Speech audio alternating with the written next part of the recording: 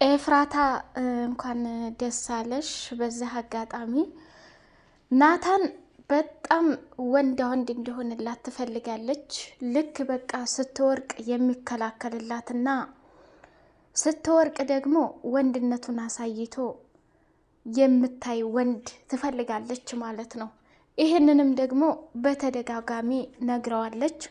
ዛሬ ላይ እንግዲህ ናታን ያፌት ቤት ሄዶ ቅጥቅጥ አድርጎታል ማለት ነው። አይሰሩ ስራ ነው የሰራው።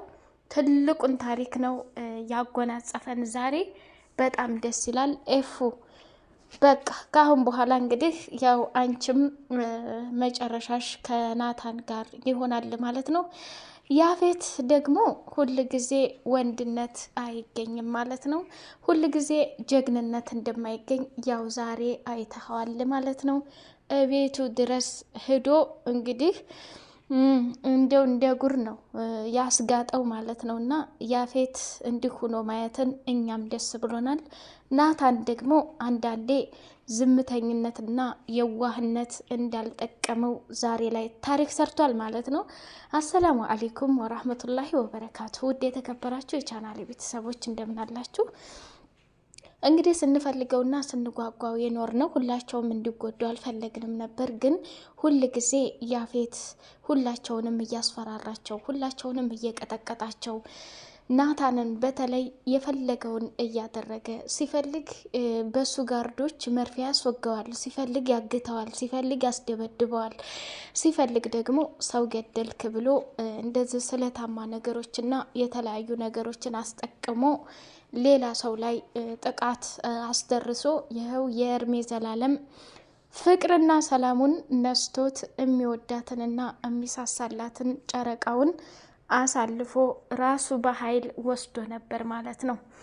እንግዲህ ያው ባለፈው ፓርት ላይ ኤፍራታ ልብሷን ከነናታን ቤት ልታመጣ ስትሄድ በቃ በጣም ስሜታዊ ሆና ናታንን ተናግረው ነበር።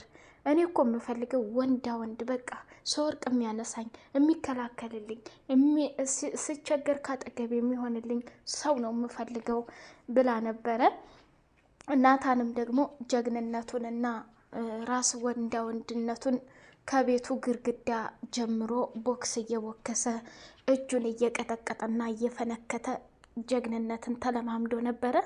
በስተመጨረሻ እንግዲህ ያፌት በእንደዚህ አይነት አድርጎ ቀጥቅጦታል ማለት ነው። ያፌት ካሁን በኋላ እንግዲህ ስነ ስርዓት ይዞ ጨረቃውንም ቢሆን ምንም ቢሆን የሚነካበት ይመስላችኋል? አሁን እንደዚህ ተርፏል እሱ ሲጀመር ማለት ነው።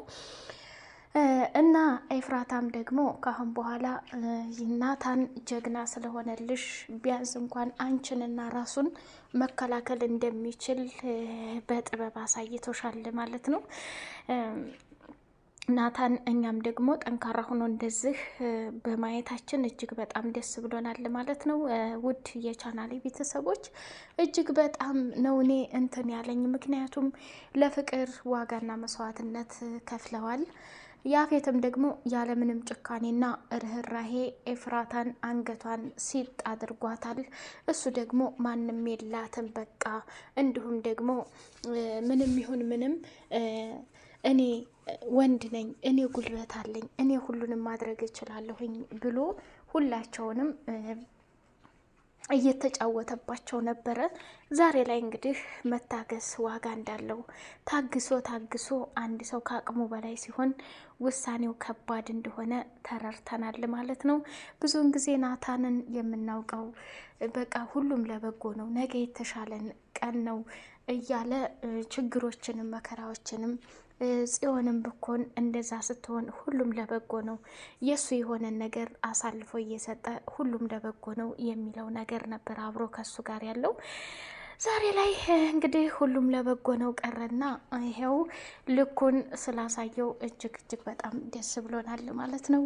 ውድ የቻናሌ ቤተሰቦች እንግዲህ ካሁን በኋላ ያፌት ፈጽሞ ኤፍራታ ጋር ሊደርስም አይችልም።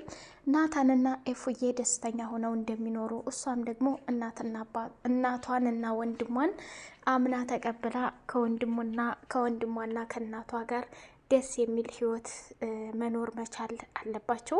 እስካሁን ድረስ ኤፍራታ እንግዲህ ገኒና ዳጊ እህትና ገኒ እናቷ፣ ዳጊ ደግሞ ወንድሟ መሆኑን በደንብ አምነሽ መቀበል መቻል አለብሽ። ፂ ወንድምሽ በዚህ ልክ ጀግና ሆኖ ጠንካራ ሆኖ ስላየሽ በጣም ደስ ብሎናል። አሁንም እሷ ስላስታወሰች ከሱ ቀርማ ብዙ ነገር ታደርጋለች ብለን ነበር። ፂ ግን በጣም አስተዋይና የምታደርጋቸውን እጅግ በጣም ትኩረት አድርጋ የምታስብ ሰው ናት ማለት ነው። ሉሊት አሁን እንግዲህ ናታን ያፌትን ተጨረሰ በኋላ ያው ቀጥቅጦታል። ካሁን በኋላ እንግዲህ ናታን ወንድ ነኝ ብሎ መቼም ወደ ናታን ማን ነው ያፌት ወንድ ነኝ ብሎ ወደ ናታን ላይ ከባድ ድርጊት እንደማያደርግ ግልጽ ነው። እንግዲህ ናታን አሁን ደግሞ ወደ ሉሊት የስራዋን ማግኘት እንዳለባት እስካሁን ድረስ ያው እሱም አያውቅም። ሉሊት ጽዮን ላይ ናታን እህት ላይ ያደረገችው ከባድ ነገር ስለሆነ የእሱንም ደግሞ ያፌትን እንደቀጠቀጥከው እሷንም መቀጥቀጥና ዋጋዋን ማግኘት አለባት ማለት ነው። እንዲሁም ደግሞ በጣም በሚገርም ሁኔታና እንትን በሚል ሁኔታ መጨረሻ ላይ አብረው ሲሆኑ እጅግ በጣም ደስ ይላል ማለት ነው። እውነት ለመናገር እኛም የጓጓ ነው ለዚህ ነው። አብረው አንድ ላይ ሆነው ኤፉና ናታን እንደገና ቀለበት አስረው ደስታቸውን ማየት እንፈልጋለን። ፂም ደግሞ ኤፉዬን ይቅርታ ብላታለች። ከኤፉ ጋር ሁላቸውም ሳይነጣጠሉ ገኒም ዳጊም እንዲሁም ደግሞ አሁን ማስታወስ ስለጀመረች ቢኒ ፍቅረኛዋ እንዳልሆነ አድርጋ ታባረረው ይሆን ወይ ኤፉዬ የሚለው ነገር ያሳስባል። እንዲሁም ደግሞ ቤዛ አሁን ላይ እንኳን ምንም ነገር ሊያደርጋት አይችልም። ናታን አሁን በጣም ወንዳ ወንድ ሆኗል። ኤፉዬ ባዘዘችው መሰረት ኤፍራታ በተናገረችው ንግግር መሰረት ጠንካራ ሆኖ አሁን ሁሉንም ሊፋለም ወስኖ ጨርሷል ማለት ነው። እንግዲህ ያው ሉሊት ከዛ ከቤት እየተንቀጠቀጠችና እየፈራች እንዲሁም ደግሞ ራሷን በስጋት ላይ እያስቀመጠች እንደምትኖር ግልጽ ነው። ሲቀጥል ደግሞ መጨረሻ ላይ ቤዛ ደግሞ ናታን በዚህ ልክ ጠንካራና ጀግና ሆኖ ስታየው ምን አይነት ስሜት እንደሚሰማት እውነት ለመናገር ናታንን እንዲነቃ ከተኛበት ላይ ተነስቶ ራሱን እንዲከላከል ብዙ ዋጋና መስዋዕትነት ከፍለው ነበረ። አሁን ግን በራሱ ወኔነትና በኤፍራታ ትዕዛዝ መሰረት እስከ ዛሬም ያፌት አሸንፎት ሳይሆን ያፌት ያደረገውን ምላሽ መመለስ አቅቶት ሳይሆን የታገሰበት ምክንያት ናታን እንግዲህ ለኤፍራታ ደስታ ስለፈለገ ነበረ ማለት ነው። ኤፍራታን ከፍቷት ኤፍራታን በዚህ ልክ የእሷን ደስታ መንጠቅ ስላልፈለገ ነበር። አሁን ላይ ግን ከአቅሙ በላይ ሲሆን ፍቅሩንም አሳልፎ ሲሰጥ እሷም ደግሞ እንዲሆንላት የምትፈልገው ወንድ ይሄንን ነበርና እንግዲህ ናታን በተግባር ስላሳየን እጅግ በጣም ደስ ብሎናል። ከአሁን በኋላ እንግዲህ ኤፉዬ ህይወትሽን ያፌትን ወደዛ ብለሽ ከናታን ጋር እንደምትኖሪ ተስፋለን ማለት ነው። ገኒስ ይሄንን ነገር ስታይ ምን አይነት ደስታ ይሰማታል?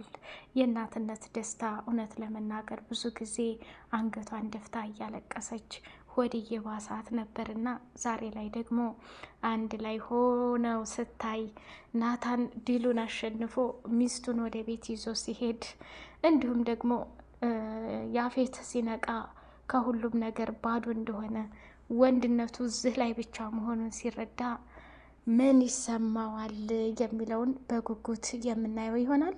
ኤፍራታ እንግዲህ መታገስ ዋጋ አለው። እስካሁን የታገልሽው ለፍቅር፣ እስካሁን መስዋዕትነት ያደረግሽው ለፍቅር አንቺ ብቻ መስሎሽ ነበረ፣ ግን ተሳስተሻል። ዋጋ እየከፈለ ያለው በዝምታ እንዲሁም ደግሞ ሰዎችን ላለማስቀየምና ላለማስከፋት ብሎ ናታን ነበረ። ዛሬ ላይ ደግሞ ወንድ እንዲሆንልሽ፣ እንዲከላከልልሽ፣ እንዲጠብቅሽ የምትፈልጊው አይነት ወንድ ሆኖ ዛሬ ጠላታችሁን በዚህ መልኩ እንደዚህ አድርጎታል ማለት ነው።